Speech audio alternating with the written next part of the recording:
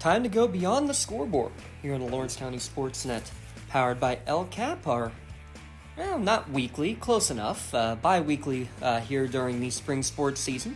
Our podcast delivered by Penn Ohio Bottled Water. Big shout out to them, all they do for us as temperature gets hotter out there. Make sure you're staying hydrated, kiddies.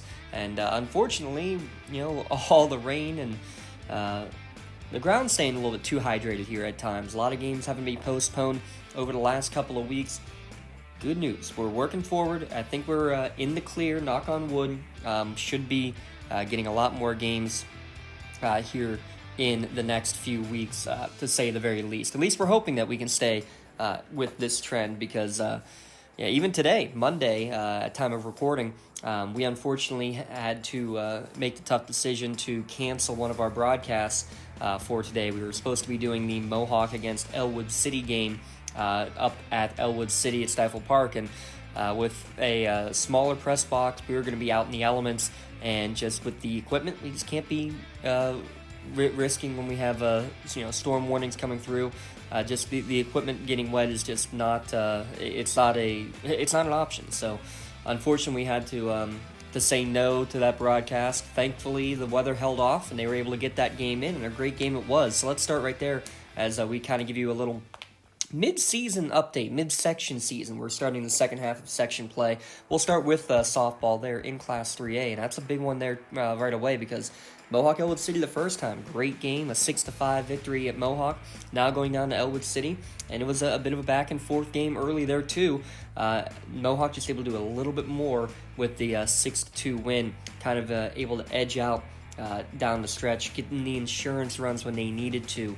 Basically, Mohawk jumped early. Give him credit there first with, talk about helping yourself. Reagan Magno, 2 RBI single in the first inning, but right back the other way. Amaral Quiston gets a base hit to help herself out and make it a 2-1 game. It stayed 2-1 for a while, and then Mohawk gets an insurance run. Elwood City gets one right back and forth. But Mohawk had the lead throughout the entirety of the game and getting a couple of hits late, including the 6th home run of the year for Lydia Cole.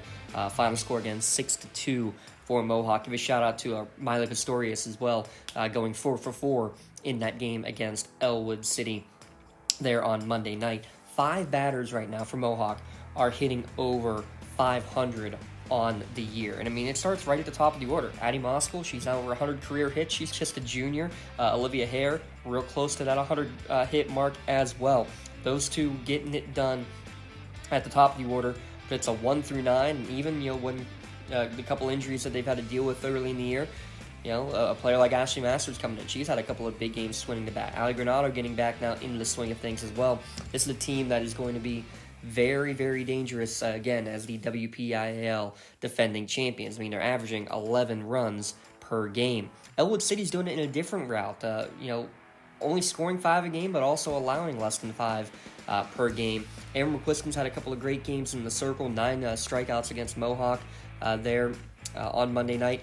Riley Prestapine giving the big stick, 3 home runs on the year.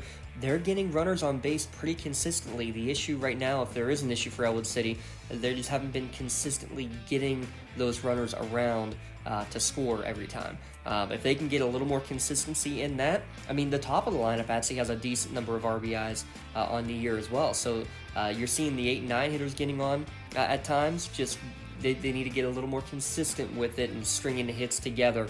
You're going to hear that as a common thread, really, when we talk about a lot of the teams here for both baseball and softball here in the county. But Elwood City right now at 3-2 in the section, 2 games back of Mohawk. They're tied with Avonworth. They beat Avonworth the first time. They are going to be taking on Avonworth again on Wednesday. That's a big one there. Elwood City wins that. They've essentially clinched second place behind Mohawk. Still a lot of time, though. There are 5 games still left to be played for Avonworth and for Elwood City in their section play. But that's a big one. If Elwood City wins that and has the season sweep over the Lopes, that would be absolutely crucial for the Wolverines. Jump down to Class 2A. We had a couple of big games on Thursday and Friday featuring the Laurel Spartans. They were victorious 9-1 against Shenango on Thursday. Come right back on Friday to take on Neshannock and gave them a battle down the stretch, but Neshannock, the early runs too much to overcome. A 6-2 win in that game as well. for the Lancers over Laurel. Let's talk about Laurel first in those two games because, a freshman thrown in the fire. Claire Zeppelin comes right in and pitched very, very well in both of those games, including, you hold that Neshannock powerful offense to, 7 hits in that game? And essentially, the final 5 innings, no runs scored in that game. All 6 runs came in the first 2 innings for Neshannock. So to be able to shut them down for 5 innings, not many have been able to do that over the last 4 years, or even longer, it feels like now. So big shout out to the freshman Claire Zeppelin for what she did. She was our MVP in the game on Thursday night. The freshman, not only her, Haley Fell, Maddie Evans, really getting it done so far this year for the Spartans as well. Haley Fell, I mean, what more can you say for somebody who's batting in the 3 spot for a freshman? Guess what? Shenango has that too. And Sid Byerly, she went 3 for 3 in that game against Laurel. She had half the team's hits. Freshman playing shortstop, batting third. Real just impressive. I'm real impressed with both of those two young ladies. And I like the top of the order for both those teams as well. For Shenango, Emma Herbs and Zoe Offey both hitting over 550 on the year. Just mentioned it with Elwood City. They're the top 2 RBI hitters on the team right now. Tells you that the bottom of the order is getting on base. Those two are cashing in when they get the opportunities as well. Can they do it consistently top to bottom throughout the course of a lineup and game and string the hits together? They couldn't do it against Laurel, and that's why they fell in that game 9-1. And for Laurel, the top of their order, how about Ivory Pancher, Macy Lang, top 2 in steals on the year. 15 stolen bases for Ivy Pancher and 14 for Macy Lang. So showing off the speed and striking early. They did that the first game against Neshannock. They did it against Shenango, striking early and making things easier on their pitchers. That's what any hurler loves to be able to see. Right now in Section 1 of Class 2A, Neshannock at 8-0, 12-0 overall. Laurel at 7-2, Shenango at 5-2. Laurel's 2 losses both coming to Neshannock. That rematch, that's the next game for Laurel, is not until next Monday. Next section game, I should say. I'm sure they'll get a non-section game in over the course of this week. But next Monday, Laurel at Shenango. Shenango has 3 games scheduled this week. Riverside, New Brighton, and Neshannock all on tap there in Class 2A's Section 1. And I think one more win for each team should officially clinch playoff bid, especially for Shenango, as the top 4 teams will go out of Class 2A. Flip over to the District 10 side real quick while we're talking about Class 2A. Wilmington lost their first region game of the year to Sharpsville. Only 2 hits in their loss, 10-0 the score to Sharpsville in that game. Only 3 strikeouts in the game, though. And, Palco's a great strikeout pitcher. They didn't strike out. They were putting the ball in play, just couldn't find the open areas. And on the other side, Sharpsville, they got the hits. They got them consistently top to bottom, and that's what great teams do. I'm really going to be looking forward for that rematch coming up down the stretch, because those 2 are tied, both at 3-1 right now in region play. Wilmington now at 8-2 overall. They still have to play West Middlesex a couple of times before playing Sharpsville and Mercer again as the top teams in that region. Jumping back to District 7, the WPIAL, and take a look at the Union Scotties. A couple wins on Monday as they got a section doubleheader in early before the first round of storms came through. Now at 6-0 in section play, 9-1 overall after their 2 Mercy Rule wins against Cornell here today. I believe both of those were no-hitters. Mia Pruz getting the first no-hitter in the game. In Game 1, I should say, and then a combo between Corinne Shannon and Shara Straley for number 2. Go back to last week, Union's Ireland Fisher, just one of, I think now 6 players on the team that have hit home runs on the year for Union. She had a 6 RBI game, 2 homers in that game against Bishop Cannon. Big stuff for her over the course of the year. 5 guys batting right now over 450, but maybe the best kept secret potentially right now for Union. You got to talk about what they're doing in the middle of the lineup. Obviously, you know about what they're doing at the top when you have The leadoff hitter, Liv Williams, going to Finley.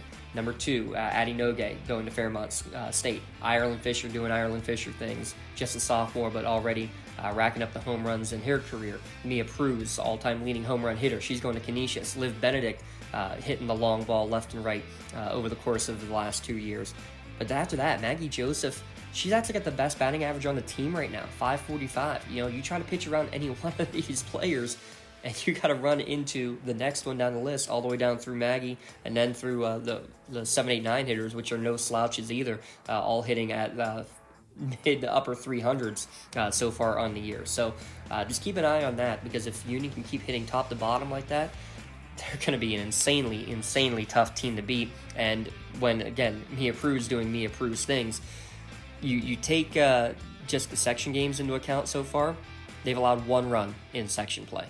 I think that, again, speaks volumes to their dominance right now in their section.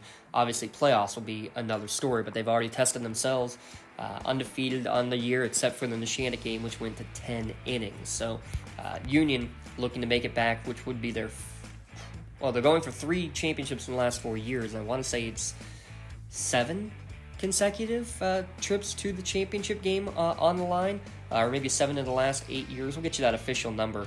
It has been impressive what that Union softball program has been over nearly the past decade now. Finally, jump up to Class 5A. Newcastle, oh man, just talk about tough luck. Currently at 3-4 for the Canes, 6-7 overall, but oh, what it could be. At the moment, they are 2 games out of the final playoff spot. A loss to Fox Chapel, 7-6. You flip that result right there, and they're tied for the final spot in terms of playoff potential in the section. You also had an 18-16 loss on Monday against Plum in an absolute slugfest. 9 home runs total hit in that game, and then North Hills, the defending number 2 seed out of the WPIAL, gave them a good battle the first time. Then they go down to North Hills and were winning in the 7th inning, but North Hills able to battle back and get the walk-off win, 9-8. So that's 3 losses by a combined 4 runs. That unfortunately for Newcastle in the last week has put them on the outside looking in. They're going to need a couple of big games left. They got Mars coming up this week, which they took care of Mars the first time. They took care of Penn Hills last week as well. Those are 3 wins in section play. They need to get a win against Fox Chapel on Friday. That's got to be a must-win scenario, really, for the Canes. And then probably need to get at least one against Shaler, who is currently sitting undefeated, that powerful team at the top of the section. If you win one against Fox Chapel, you got a chance. If you get one against Fox Chapel and somehow get one against Shaler, man, you are in the driver's seat. So Newcastle still really controls their own destiny, but it's going to be an uphill battle for sure. Speaking of uphill battles, don't want to be facing this team in the playoffs for sure, just looking at what the top of their order is doing. Obviously, we've been talking about freshmen. Look at what Elias Kolzinski's been doing all year long, hitting well over 500 on the year as the freshman leadoff batter. Great stuff, 571 right now on the season. Olivia Hood, 5 home runs on the year, actually 6 home runs after last night, and that would sound pretty impressive, except that's half. Yes, that's right, half of what Kiara Mangieri has right now. You got those 2 between St. Francis and Pitt going for the next level. How about 3 home runs last night, though, for Kiara Mangieri, hitting 543 now on the season, and I believe that is a tops in the county with 37 RBI on the year. It's, again, the same old song and dance, though. Can they do it consistently throughout the course of a game? Actually, yeah, they have for the most part. They're averaging scoring 11 runs per game, which is tops of all of Class 5A, which is why I don't think you want to be playing that team in the playoffs if it comes down to it. The issue is that they are also allowing nearly 8 runs per game. They're losing in the high-scoring games. If they can get a couple of wins down the stretch, again, they have a great chance to be making it into the postseason. Again, they still have a rematch against Plum coming up, as well as that rematch against Fox Chapel. Got to get a couple of wins down the stretch to really have a chance to make it into the playoffs. And those Plum and Fox Chapel games especially will be the big key. So there's a quick look at the softball setup as we get ready to go into the stretch run. Yeah, we're about there. Just a couple of weeks left of section play in the WPIL and 3 weeks for sure left in District 10 in terms of the section standings. What we're going to do, we're going to take a quick break. We'll be back and we'll talk about the baseball side of things. Some huge county section matchups coming up on the 60-90 diamond. We'll discuss them all when we return. It's Beyond the Scoreboard. Podcast series delivered by Penn Ohio Bottled Water. Don't get left out to dry. Call the Penn Ohio Bottled Water Company for the fastest and most efficient bottled water delivery service in the area. Penn Ohio offers bottled water ranging from 16.9-ounce bottles to 5-gallon jugs, perfect for your next event or office water cooler system. Also, don't forget to ask about their custom labeling options. Visit PennOhioBottledWater.com for more information and to get a quote on their delivery services. Whether it's at home, in the office, or on the sidelines, Penn Ohio has you covered. Just like going to the doctor, our homes need a checkup too. If your home is not properly weatherized, you could be at risk for symptoms that cause unhealthy ailments and higher utility bills. The Weatherization Assistance Program is the key to reducing utility costs and increasing comfort in your home. Services include an in-home energy audit to inspect your furnace and hot water tank, check for air sealing around windows and doors, and ensure adequate insulation and ventilation. Learn more at lcap.org or call the Department of Healthy Homes to get your checkup today. Let Penn Ohio do the heavy lifting and deliver refreshing bottles of water straight to your home or work. Big thanks again to them and everybody at Penn Ohio Bottled Water and all of LCAP and all of our great sponsors over the course of the year. Again, you were listening to Beyond the Scoreboard podcast as we get down to the nitty-gritty. Just a couple of weeks left in section play. We've already reached the midway point. You're seeing the second section matchups on the softball side of things. Obviously not the case in the WPIL for baseball using the double headers. Most teams have 3 section series remaining on the year. Class 3A only with 2 section series remaining here on the year. We'll start though in Class 5A and work our way down. We'll start with Newcastle. 1-3 right now in section play. 4-10 overall doesn't sound great. But when you look at things here, 4-9 first off, there for Newcastle, but they have won 2 in a row, and they've played really the toughest part of their section schedule already in the books, including the Alderdice section kind of non-section scenario there. Again, if you didn't catch the game on Monday that we were doing there at Flaherty Field, Alderdice part of the section scheduling, but not officially in the WPIL because District 8 actually was able to get bids into the state playoffs this year. So basically they're playing a full exhibition schedule and then get put right into one of the Class 5A playoff scenarios. So very weird scenario, but nonetheless, the big series is this week. Newcastle taking on West Allegheny because those two teams right now tied in 4th place in the baseball standings for Class 5A, Section 3. 1 win for both teams. Newcastle 1-3, Mars at 1-5, and West Allegheny still winless in the section. Newcastle and Mars split their series, so really it's Newcastle, Mars, and West A that are fighting for that final playoff spot in the 4-team field coming out of Section 3. So you get 2 wins against West Allegheny. Again, it's not a guarantee, but you've really made things very, very difficult for other teams to be able to sneak into the postseason. Love talking about the top of the order, the guys getting things done. I love talking about the 9 guys, though, too. About Parker Bailey, what he's done on the base paths has been really, really fun to watch. Finding ways to get on base, stealing bases left and right. He's got 7 swiped bags on the year. Don Miller with 5 stolen bases as well to lead things off. Can they build off of this little mini winning streak? They defeated Alderdice and then defeated Moniton in a non-section game. So they are riding the highest that they've had. They had a couple of really rough years after the state championship.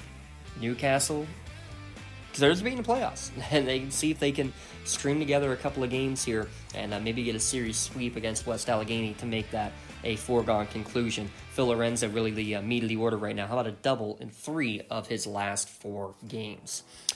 Jump down to Class 3A and the chaos that it is in Section 1 of Class 3A. So here's your standings right now. Riverside 5-1 in the section. Elwood City and Quaker Valley each a game back at 4-2. Mohawk at 3-3. Those are going to be your 4 playoff teams, barring something incredible, insane, as Beaver Falls 1-4, Stowe Rocks 0-5 in section play at the moment. So it's all going to be about seeding. And again, I'm not wanting to be facing any of those teams, but I mean, Class 3A is just loaded everywhere, though. Avonworth and South Park, they're in Section 2, really good. Waynesburg Central still undefeated in Section 4. Mount Pleasant and Burrell, always tough outs. Burrell was a 12 or 13 seed that made it to the finals last year. So Class 3A is just, don't even look at the seedings in the end, because any given day, anybody's going to be able to win a game. But let's talk about this Elwood City team. Their bats are starting to heat up at the right time, and that's kind of been an Achilles heel of Elwood these last few years. They've had some quality pitching. They always have fundamental baseball and fundamental defense. They just haven't been able to get those timely hits. Again, we've said that 4 or 5 times already here on the show. But this year, they're starting to get it again, top to bottom, and one of the big bright spots is Michael Cuevas. How about this? His last 3 games, how about a double and 3 RBI, a double and 3 RBI, and a double and 2 RBI. Oh, only 2 in that last game. Come on, what's going on, Michael? No, he's been a real bright spot at the bottom of the order. Again, turning things over, but also driving in the runs while he's doing so. You also have another freshman, as that's also the other theme of today. A freshman getting it done. Cam Mills, 16 RBI to lead right now the team in Ribbies. Big shout out to him. And Aaron Lake, 6 appearances. He's got a 6-0 record. That means that the rest of the games when he doesn't pitch, they're 3-4. You need to find, that maybe get that second pitching game a little bit more consistent, but they're finding ways to win. And when you have Aaron Lake on the hill, again, it's not a guy who I want to be facing right now in the playoffs. Elwood City playing Beaver Falls this week in section play, and then they will wrap it up next week in the Mohawk series, and that's going to be crucial for where you're going to get positioned there in the postseason rankings. Talking about the Warriors at 3-3, 5-5 overall. So been swept by Riverside. Last week they sweep Beaver Falls. They lose to Neshannock, they beat Neshannock in a non-section game, but then lose to Quaker Valley in that game that finally got played. And I promise I wouldn't say anything about that, but finally got the game played against Quaker Valley just 2.5 weeks later.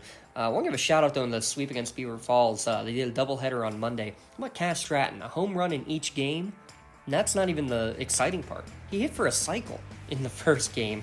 Still trying to find any sort of history of the last time we've had a cycle hit by a player in Lawrence County. Vinny Pizzullo, Coach Mariano's, I love what he's doing with this lineup. He's trying to find the right way to get everybody in the right situations in terms of being able to maximize the most runs out of your lineup.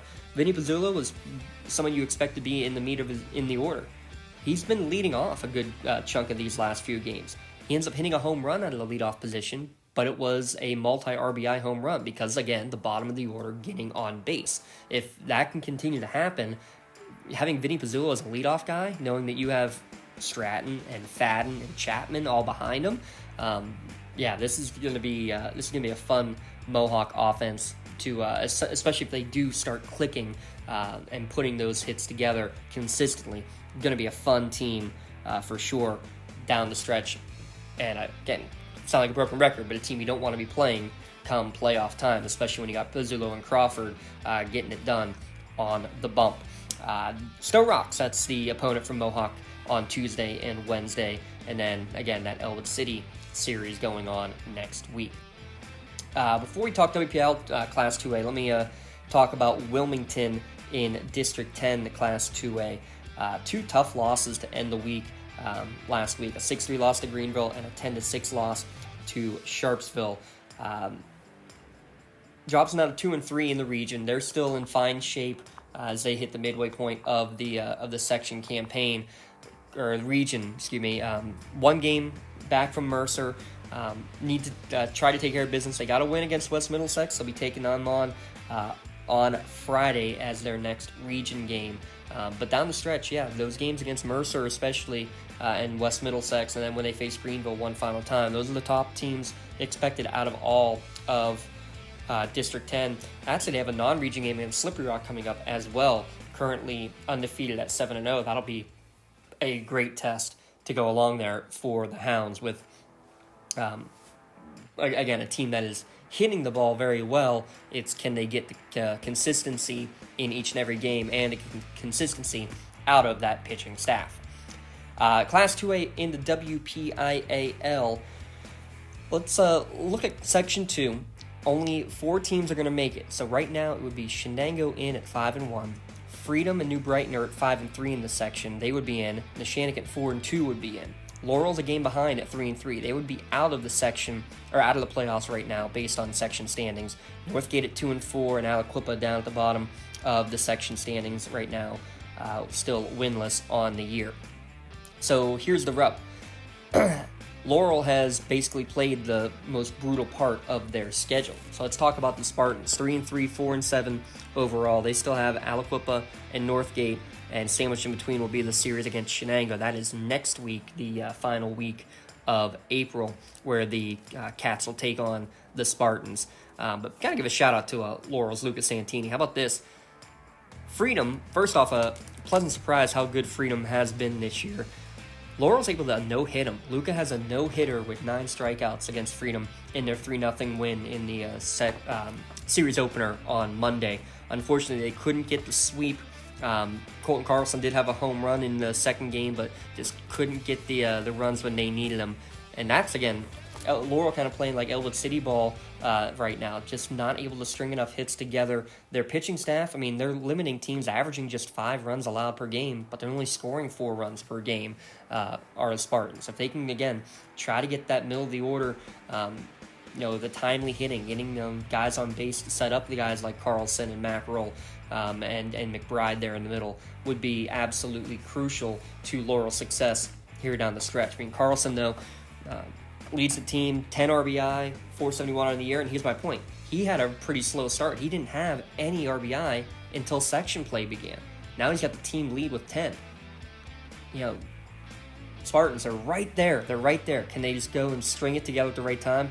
They peaked at the right time last year at the end of the season. You hope to see them do that same thing again this year. Before we talk about Neshannock and Shenango, real quick, let me jump down to Class 1A, just because that's the big game coming up with Neshannock and Shenango here, the next series coming up. But let's jump down to Section 2 of Class 1A, where Union is also in 5th place in their section, but they would be in the playoffs. It's an 8-team section, so because of that, the WPL decided the top 5 out of the 8 teams would make it into the playoffs. So at 3-5 right now are the Scotties in section play. They would make it into the playoffs. They're currently actually tied with Rochester with a 3-5 record. They've split, so currently both in at 4th place. But Union has gotten through the brunt of their schedule for the most part. They have Aquinas Academy this week. That's a big one. Aquinas just 1 game behind Union right now at 2-6. Then you get Summit Academy, and then you end with Winchester Thurston, who is at the top of the section right now with Leechburg, both at 8-0. Union, 4-game losing streak right now. 2 tough losses on Wednesday against Western Beaver. That was a heartbreaker there. They weren't able to pull off that victory in at least one of those games, because they'd be in great position if they could have gotten one or both against the Golden Beavers. With the game still coming up, probably would have guaranteed them postseason had they been able to get at least one.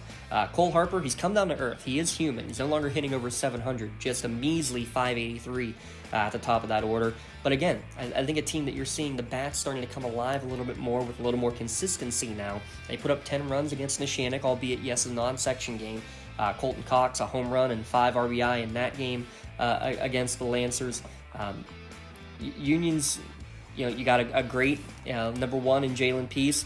It's can you find the consistency in the staff that you're going to use there for Game 2 in the series down the stretch. And that was a partial pun because you have Logan Staff and Chris Staff as 2 of the guys who have had the most innings on the team behind Jalen on the year. But yeah, you don't need to try to be winning these games 3-0 or 4-1.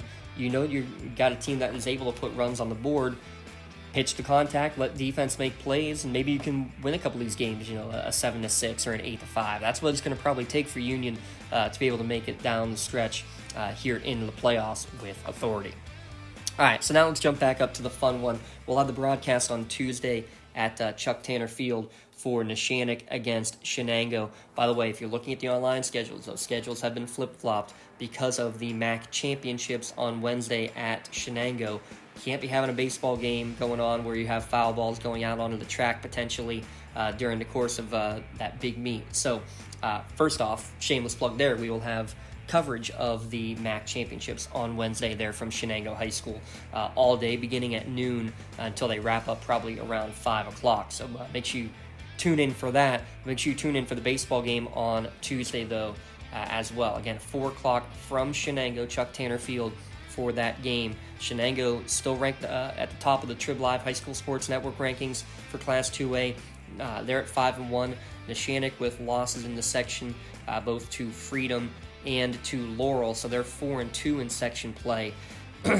This is big. I mean, always has been. Neshannock-Shenango baseball over the last 2 decades has always been a battle, no matter what the rankings are, no matter what the standings are.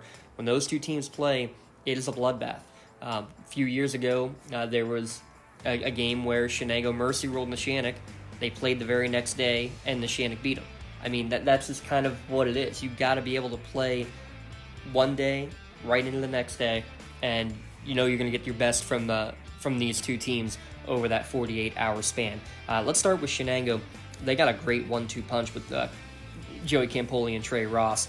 How about an 8-game hitting streak right now for Joey Campoli? Oh, by the way, he's also got a 1.40 earned run average. Then you got Trey Ross. He's 2-0 on the bump this year. He's hitting over 500 on the season.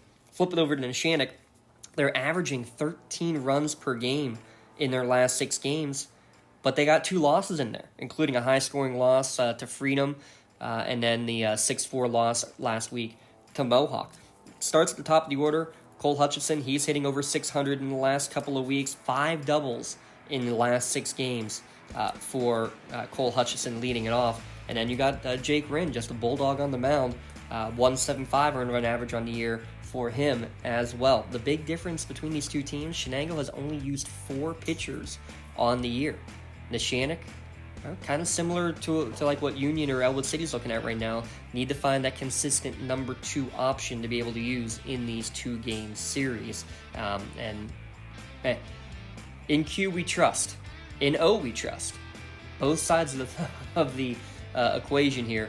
2 legendary coaches and coaching staffs for 2 legendary programs here from Lawrence County. It's going to be an absolute blast to see what's going to happen there on Tuesday at Shenango High School. Again, we'll have coverage of that one, first pitch, 4 o'clock from Chuck Tanner Field.